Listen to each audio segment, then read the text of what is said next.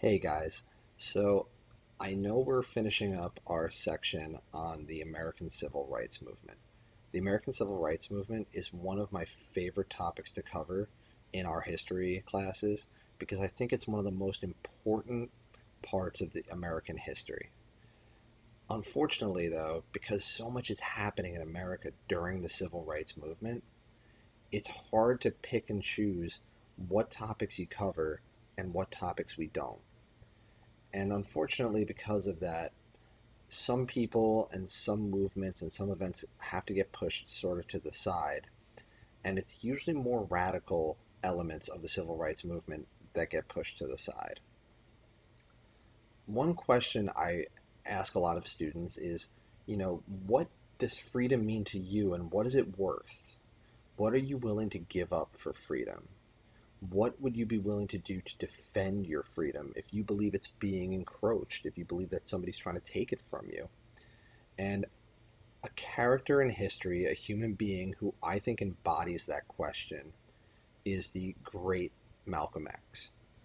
Malcolm X was a beautiful, brilliant human being who saw history, who saw race, who saw freedom a little bit differently than some of the civil rights leaders we covered, like Dr. Martin Luther King Jr. and Rosa Parks. Because of that, Malcolm X has become a very divisive character. People either love him or hate him. But I think he is really just a remarkable person, and I think people should learn more about him. And a great place to start is Walter Dean Myers' Malcolm X by Any Means Necessary. This is a short biography of Malcolm X. It's 224 pages. It's an easy read. And what I really like about Walter Dean Myers' book is that it covers Malcolm X as a boy when he is young, starting as early as when he was 14, going by the name Malcolm Little. He was the president of his class. He was a top student. And eventually, by 16, he's working in restaurants and nightclubs, trying to support himself, like some of you might be eventually. And by 20, he's already ending up in prison. And through that time, he is developing his beliefs on what freedom is, on what it is to be black in America at that time, and really on what it is to kind of protect yourself in a society that isn't really trying to protect you. It's a beautiful book and it's very easy to read. And what I think would be great if you decide to read this book, which you should, I give it a 10 out of 10. It's a great starting point for civil rights reading. But I think what would be great, I've been finishing up and I've been talking about this in class, X-Men 97 on Disney Plus, and we talked a little bit about how Professor Charles Xavier reminded a lot of you guys of Dr. Martin Luther King Jr., and Magneto reminded some of you of Malcolm X.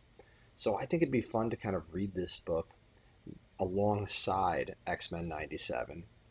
And through that, it would be great to kind of talk about your opinions and how much you think Malcolm X is like Magneto, but also how much he isn't, because I don't think it's fair to just take this brilliant man and boil him down to a cartoon comic book character.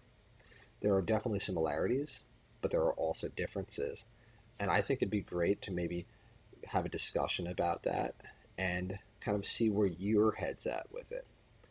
So, once again, the book is called Malcolm X by Any Means Necessary by Walter Dean Myers. Uh, it is 224 pages. It is available on Amazon.com. It is also available through Amazon Kindle. And we can also see if a school library can order a copy for you if you decide to read it. It is part of the Scholastic book series, Scholastic Focus. So it is a book written for middle school students like yourselves. And once again, I would love to read to see what you guys think after reading this. And I think it's a great book, and I wish we could cover more Malcolm X in our American Civil Rights unit. So hopefully we'll get to talk a little bit about this, and I hope you guys enjoy the book.